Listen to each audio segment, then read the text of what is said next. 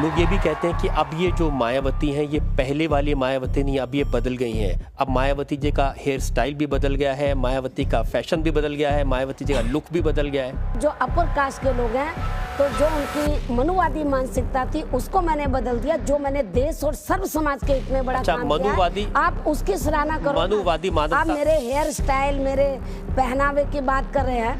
मानवता की आपने बात सिखाने के लिए अपना जन्मदिन ऐसे बनाया जैसे मुगल आजम का सेट लगा हुआ। आपको जो बहुजन समाज के लोग हैं, बहुजन समाज के लोगों की पॉपुलेशन 100 में से 85 है।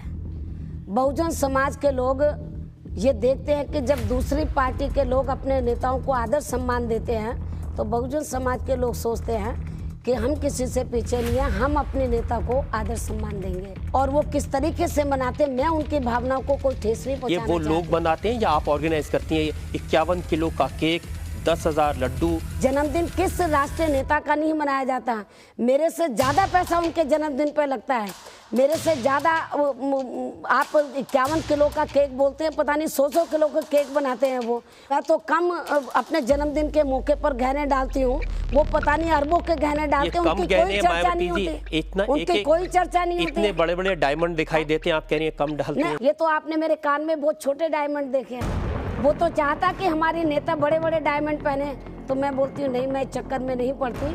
बड़े बड़े डायमंड के लिए तो जो बड़ी बड़ी पार्टियां उनको मुबारक है। बड़ी पार्टियों वाले तो डायमंड छुपा के रखते हैं। जो छुपा कर रखते हैं, मैं समझती हूँ कि वो महाचोर लोग हैं।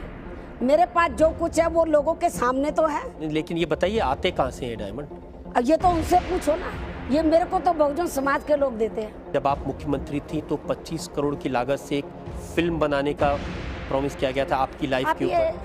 आपको किसने बता दिया? ये तो अखबार में छपी हुई खबर है। ओहो, आप किस घटिया अखबार की बात कर रहे हैं? सवाल तो सुन लीजिए वैसे, बगैर सवाल सुनो, जब उस सवाल में कुछ जान ही नहीं है सवाल में, तो आपसे कम मैं सुनूं नहीं से, लेकिन सवाल सुन तो ले। सवाल में कहा है कि 25 करोड़ की फिल्म जिसका नाम था माया मैडम। आपके मुंह से आज पहली बार ये नाम सुन रही हूँ। मुझे लगता है ये कहीं आपने किसी अखबार में खबर छपवा दी होगी। आज अदालत के बीच में सवाल पूछने के लिए मैं कैसे मायावती को जनता की अदालत में बुलाएंगे, कुछ सवाल तो होने चाहिए पूछने के लिए। अरे 1 साल पहले छपा लेंगे क्या एडवांस में? उसमें लिखा है कि आपको मालूम है कि मायावती को जल्दी से समय देती नहीं है, 1 साल तो लगेगा उसको अदालत के बीच में लाने के लिए।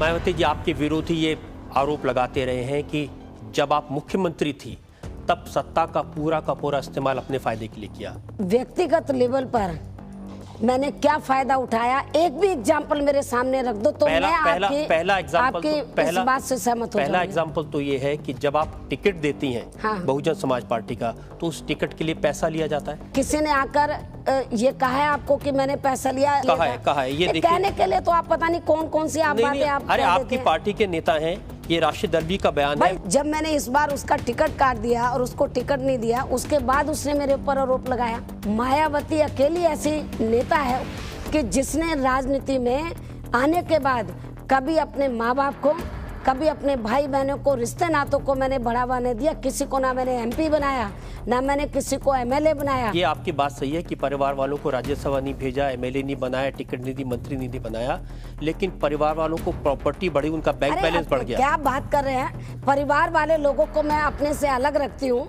मैं बिल्कुल परिवार वालों से बिल्कुल अलग रहती हूँ। वो क्या कर रहे हैं, क्या प्रॉपर्टी बना रहे हैं, वो लोग जाने। सरकारी रिकॉर्ड की बात बताता हूँ। आपका रिकॉर्ड जो पेपर में छप गया वो सरकारी रिकॉर्ड नहीं, ये तो CBI को कोट किया है। CBI ने अभी फाइनल रिपोर्ट किधर सबमिट की है? आप क्यों CBI को बदनाम करते हैं? ये बात सही नहीं है कि 1 अप्रैल 1995 से 29 अगस्त 2003 के बीच बहुत सारी प्रॉपर्टी खरीदी गई है। जब तक अदालत फैसला नहीं दे। 2 चीज मुझे बता दीजिए, ये जो FIR, आप बिल्कुल गलत बोल रहे हैं। मार्च 2003 में लखनऊ में ये जो FIR में ये जो प्रॉपर्टी दिखाई गई है, मैं इसके ऊपर कुछ नहीं बोलना चाहती क्योंकि मामला कोर्ट के अंदर है। जनता के बीच में सवाल पूछना ये कोर्ट की अवमानना होगी। ये तो अच्छा, सिर्फ इतना बता दीजिए सरदार, इसका सारा जवाब हम लोग अदालत में देंगे। ये भी अदालत है जनता की? नहीं, जनता की नहीं, जो दूसरी अदालत है जहाँ पर ये फैसला होगा। जनता की अदालत अलग होती है। इतना बता दीजिए कि क्योंकि आप क्या बात कर रहे हैं, जब ये मामला कोर्ट में चल रहा है और CBI इन्वेस्टिगेशन कर रही है। मायावती जी, अगर मैं देखो आप दूसरा सवाल पूछे, पब्लिक तो जानना चाहेगी ना। पब्लिक तब जानेगी जब इसके ऊपर फाइनल फैसला आ जाएगा। अगर मैंने ऐसे सवाल पूछ लिए तो आप गुस्सा क्यों हो रहे हैं? मैं गुस्सा इसलिए बोल रही हूँ कि आप मेरे से ऐसे सवाल का जवाब पूछ रहे हैं ताकि कोर्ट की अवमानना हो जाए और कल को मैं कोर्ट कचहरी में खड़ी हो जाऊं। आप तो मुझे फंसाना चाहते हैं। अब मैं फंसने वाली नहीं हूँ, मैं फंसने वाली नहीं हूँ, मैं आपको खुद फंसा दूंगी। मैं तो सिर्फ ये पूछ रहा हूँ कि इतनी प्रॉपर्टी जो भाई आप इसका सारा जवाब हम कोर्ट में देंगे।